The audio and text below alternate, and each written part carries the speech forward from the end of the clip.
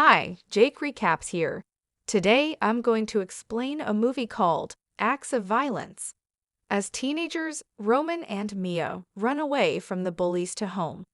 They do not have time to run into the house as two hooligans catch up with them and attack the guy. Older brothers Brandon and Declan save the couple by punishing two teenagers who decide to hurt their family.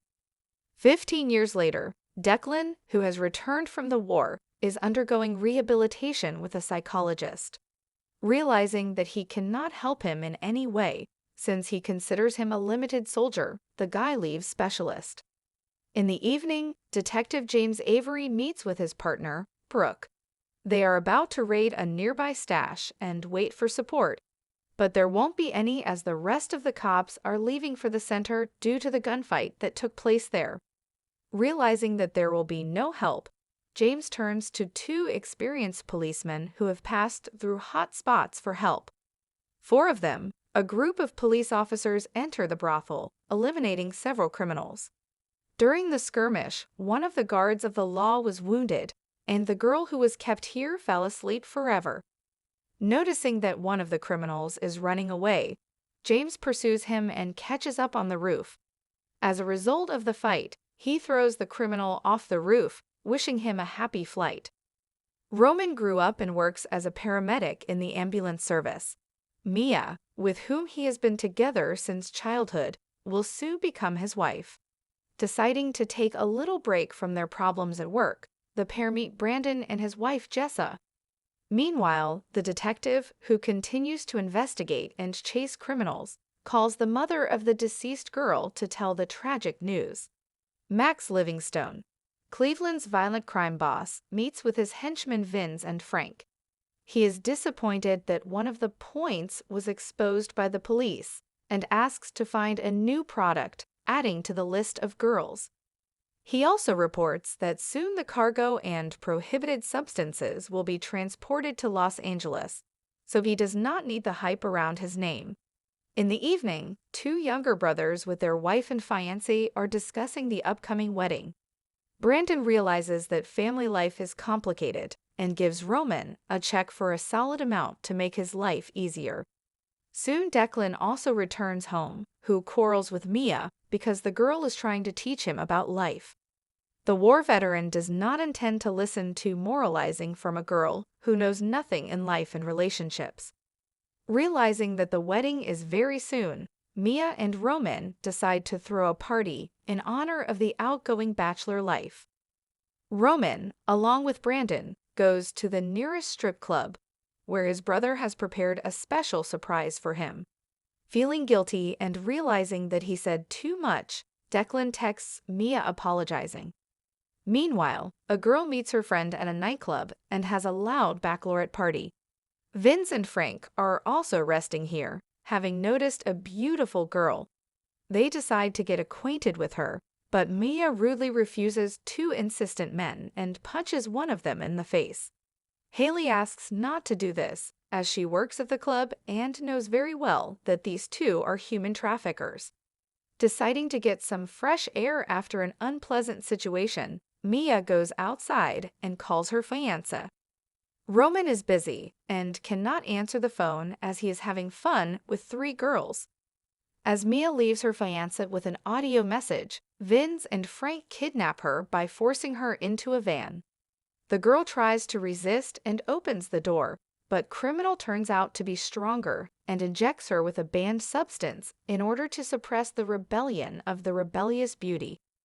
Roman realizes that the wedding is coming soon and leaves the girls to whom his brother paid for. Seeing an unread message, he calls the bride back, but she does not answer the call. Suspecting that something has happened, Roman tracks Mia's location and sees that the girl is not at the nightclub.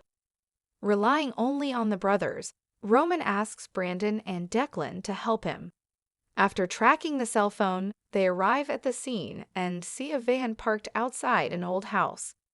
Declan tries to act according to the law and calls the police, but at that moment two bandits drag the girl out of the house and head to the van.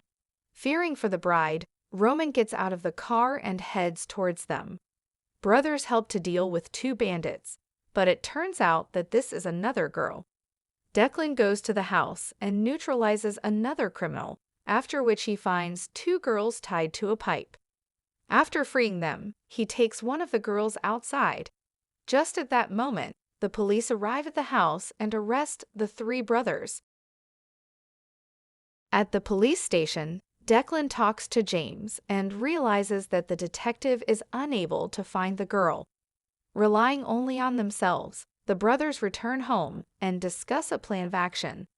Brandon is afraid to get involved with criminals and worries about his wife, but agrees to help Roman, realizing that his fiancée is in trouble.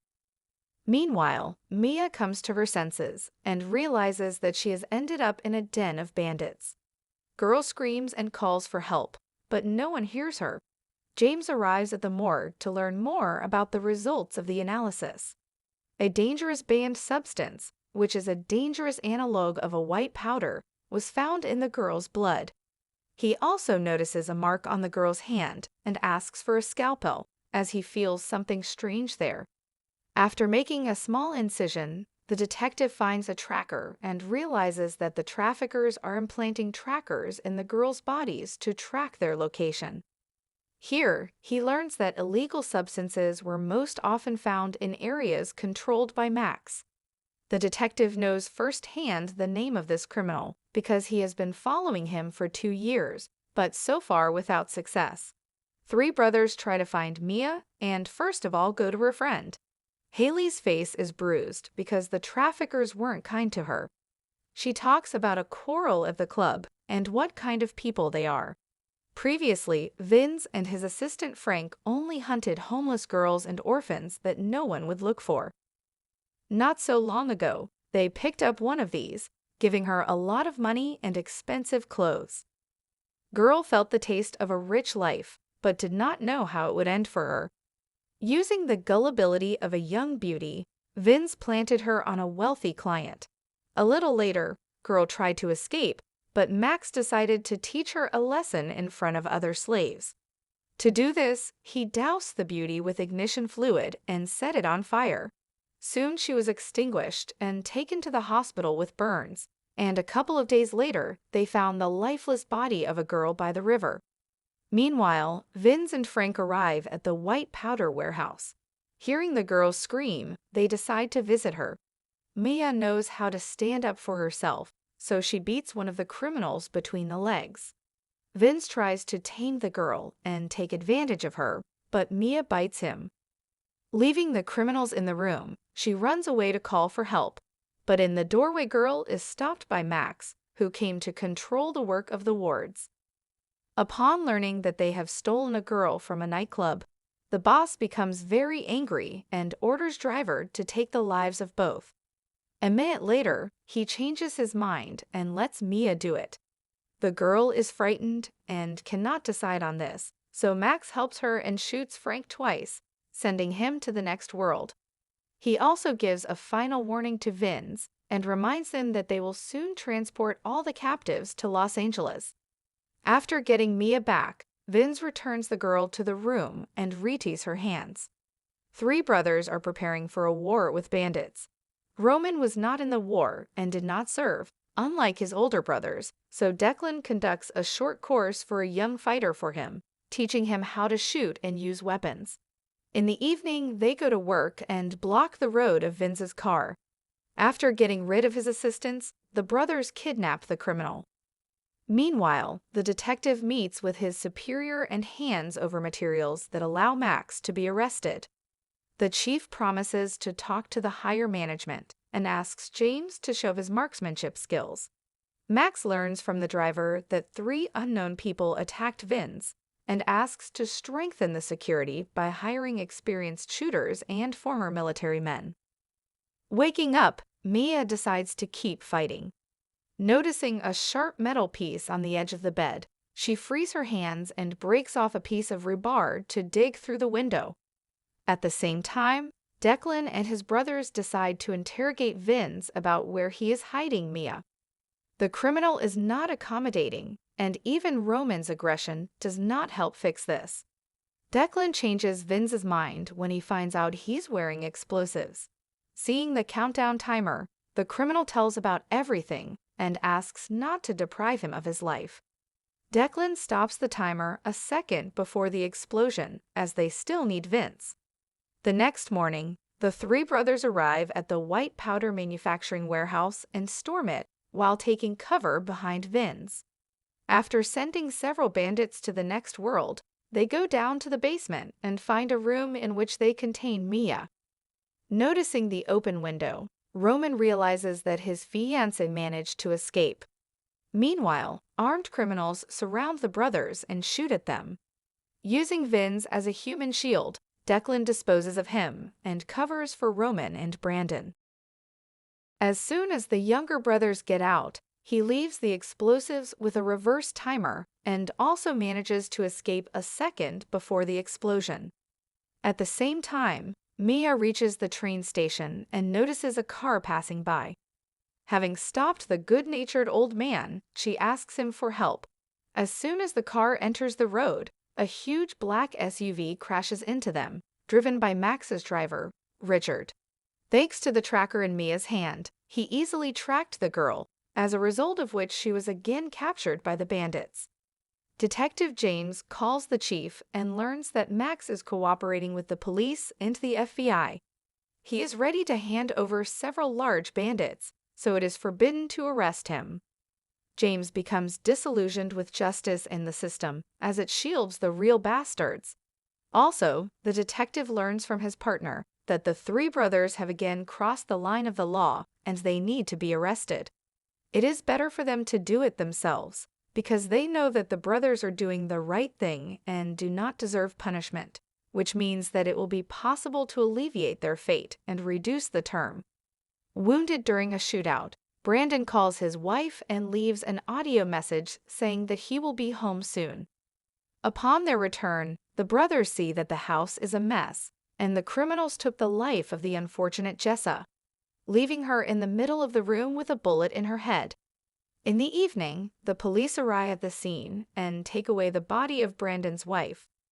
James cannot please the brothers with anything, since Mia is again held hostage, and Roman, Brandon, and Declan will be arrested. He is unable to help them, but he is ready to give 24 hours for the brothers to finish the job and save Roman's bride. The next day, Max arrives at the warehouse, where his charges load Mia and the other girls onto a truck, locking them in boxes like wild animals. Here are the brothers who found the traffickers thanks to information from the detective. Working as a sniper, Brandon eliminates several criminals. Other bandits are killed by Declan and Roman, who storm them with a police shield in their hands. Meanwhile, Mia still doesn't give up and knocks the lid off the box and helps the other girls free themselves. After opening the truck door, Roman finally meets his beloved and saves her. Declan calls for support and a white van arrives and takes the girls and brothers to safety. Brandon also arrives here to pick up Mia, Declan, and Roman. On the way home, Declan pulls out of Mia's hand, tracker, and destroy it. In the evening, the family bid farewell to the late Jessa. Their gatherings are interrupted by bandits under the command of the surviving Max. As a result of the shootout, Brandon is wounded again. Declan goes outside and eliminates several criminals, but Max escapes. One of the bandits breaks into the house and takes Brandon's life before Declan can eliminate him. In the morning, Roman and Declan are arrested, and the detective quits his job. An injured Max collects money and documents to escape, but James finds him first and sends him to the next world. A few years later, the brothers are released and rejoice at the reunion of the family with the baby in their arms. And here the movie ends. Thanks for watching and see you tomorrow at the same time.